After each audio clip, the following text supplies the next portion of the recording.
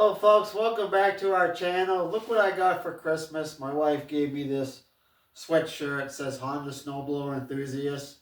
Uh, our channel and our Facebook group. Thank you very much, Susan. And she likes me out here in the garage anyways, out of her hair. But today I want to talk about two things. I want to talk about, are the new Honda Snowblowers worth the money? And what I'm going to try to tell everybody, I sincerely recommend you keep your old Honda, and I'll give you two reasons why. Now let me talk about the new Hondas really quick. We've spoken about them before. They've got many user-friendly features like the joystick for your shoe. You've got a thumb control for your height adjustment instead of the pedal. You've got steering controls to help you turn on a dime. All very nice. I own two of these. I say to me they're worth having. They're very nice for me to have. User friendly. But when it comes to more bells and whistles, you're eventually going to have more problems. Okay. And I'm not saying it's a waste of $4,000 or $5,000. It's really nice. But just like anything new, new cars with the computers and electronics, everything that's new nowadays is more complicated. You're going to have more issues. That's why I like the old cars. I like the old cars. I like the old motorcycles. They're easier to work on. They're cheaper to work on with the parts and everything. I just like the old stuff better. And let me tell you about my older, this is a Honda. It's a customized Honda with a powder coated bucket.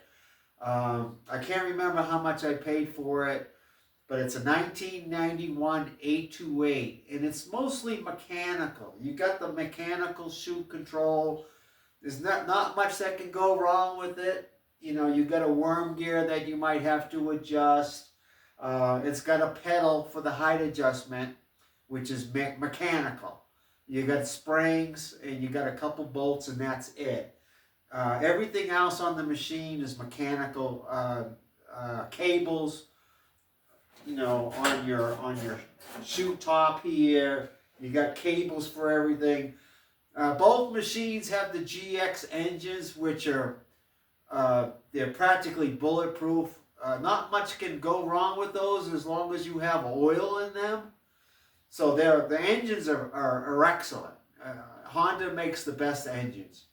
And everything else on this machine is mechanical. This has more features, more gadgets, more bells and whistles that can go wrong. Your joystick switch can go bad, or you got two little motors here that control your chute. Something happens to those, you know what I mean? You're stuck. If it sticks in one place, you're stuck. On your height adjustment shock, if it gets stuck in the up position, you're stuck. You have to try to repair your gas assist shock or replace it. Same with your joystick. You have to replace the switch or the little motors. On this machine here, it's just mechanical. The fixes are a lot easier. Okay, that's what I'm trying to say. So if possible, if you're buying a new machine, that's great.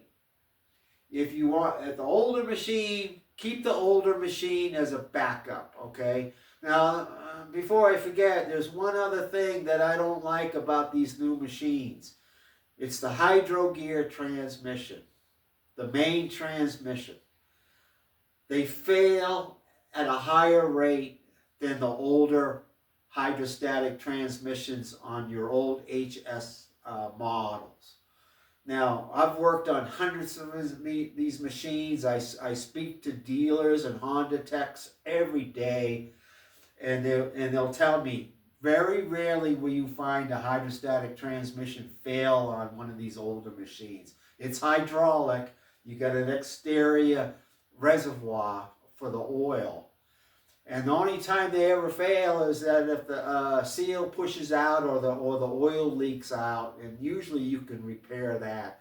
Now on the hydro gear transmissions, they're a little bit more complicated.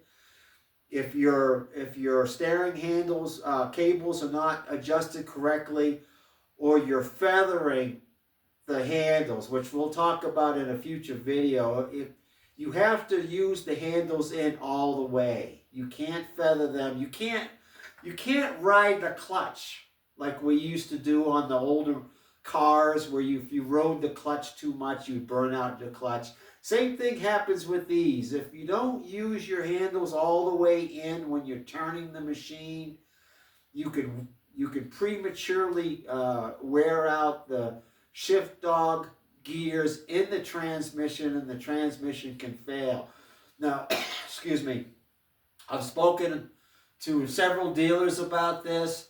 They're seeing more failures in these hydro gear transmissions. They can't be repaired. They don't sell the parts. Hydro gear does not sell the individual internal parts for these yet.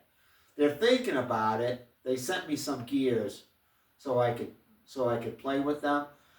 But if the transmission goes bad on one of these things, it's $1,200 plus the labor to replace it. It kind of worries me, you know what I'm saying? These newer machines are not built as well built as the older HS models. So if you sold your old HS 828, 928, 724 to buy the new machine, you know, I wouldn't worry too much. You know what I would do? And this is what I do. I buy these machines in the off season, you know, in the spring and the summer when people are moving, or they want to sell them because they want to buy a brand new machine for $4,000 or whatever. You can get pretty good deals on these in the off season, you know, a couple $100, you know. They may need a little bit of work. They may need servicing. All the parts are still available for the hydrostatic transmission models. Not so much on my old 80s. I got a couple 80s. I got a 55. I got a 50. Some of the parts are no longer available on those. So unless you're mechanically inclined and you have some parts machines so you can find parts, I kind of stay away from the older 50, 55, 70, and 80, unless you're a mechanic or you have some parts machines. But the hydrostatic models, the 624, 724, 828, 928, 1132, and the 1332 HS models, all the parts are still available, okay? So you get one of these in the off season, spring, summer, get them cheap. This is where our channel comes in, and this is where our Facebook group, Honda Snowblower Enthusiasts, comes in.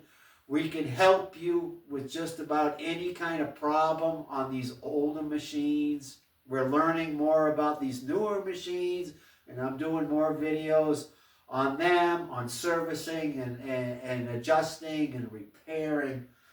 So if I was you, if you want a brand new machine, that's fine. But understand that I don't know what the word is, fragile. It's not fragile, but there's more things that can go wrong with this machine. And you don't want any downtime in a snowstorm. In the middle of a snowstorm, you don't want any downtime.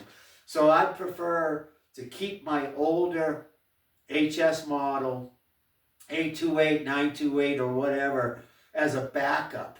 And another great thing about these older machines is that, you know, California is probably going to be the first state to ban sales of the new, any kind of new small engine with a gas-powered engine.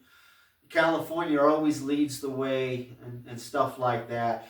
And eventually, you know, all the states will follow, Canada will follow, Europe will follow, or whatever. And they're going to ban sales for the new eventually. And Honda may even stop making them. If the sales are banned, Honda's got to get out of the snowblower market. They've already gotten out of the lawnmower market.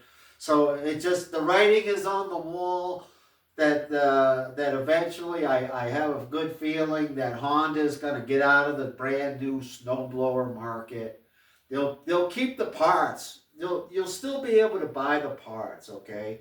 And meaning that and saying that they're going to ban sales of the new gas engines on small engines doesn't mean that they're going to ban all the old ones. If you have an older machine, people are always asking me about that. If you have an older machine, are they going to confiscate it? You know, are you going to get a ticket for having one? No. You'll still be able to use your older machines. You'll still be able to use your new HSS machine, even if they ban sales on the new ones, okay, folks? And another good thing, if they do ban the sales of new machines, just think about the prices in the used market. The prices for, you're going to be able to buy used machines still. And the prices are going to skyrocket. As soon as they stop selling the brand new machines, they ban the sales of new machines, the prices on, and I'm already seeing this in the last 2 or 3 years, in the Lake Tahoe area, the prices of these, they're over $2,000. This machine here is 1991. It's 34 years old, and it sells, these machines will sell for more than when they were brand new. This machine brand new is $1,899. It's very common to see these machines go for over $2,000, $2,400 in the Lake Tahoe area. Now, if they ban the sales, these prices are going to go up on the used machines. So, keep a couple backups.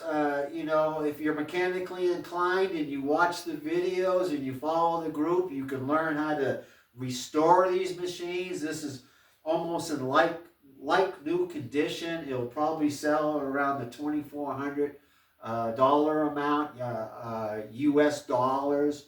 So it's actually a good investment. So you can win either way. You get the new machines with all the user-friendly features that make it so much easier to use and so much more fun to use. But you have to understand that with the more bells and whistles, you're going to have more problems. And I'm really concerned about the transmission on these things. And they're just not built to last like the older machines. It's just the way of the world, folks. They don't build things like they used to. You might get, a good 7 or 10 years out of this machine, and you start having major problems with it, especially if the transmission goes out. Who wants to pay $1,500 for a brand new transmission and then pay extra to have it, to install? You already paid $4,000 for the machine, and you want to spend another $1,500 on the transmission if it's out of warranty, which it probably would be.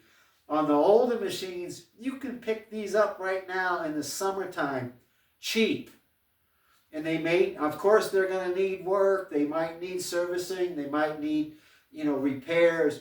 But with our channel, Honda Snowblower Enthusiasts, and our Facebook group, you can do a lot of the work yourself. I mean, if I can do it, I started doing this 8 years ago. I didn't know anything about Honda Snowblowers. I just started getting the manuals. I started watching videos. I started working on machines. And now, you've seen what's happened to our group and our channel. It's exploding. So if I can do it, I don't have any kind of formal training or anything. I just learned by doing. And what I've learned, I try to show you folks what I've learned over the last 8 years. So if I can do it, anybody can do it. So thanks for watching, folks. Please like and subscribe. If you have any comments about this topic, put them in the comment section. Keep your old Honda. If you don't have one, buy one in the off season, folks, and restore it, okay? So thanks for watching, and we'll see you next time.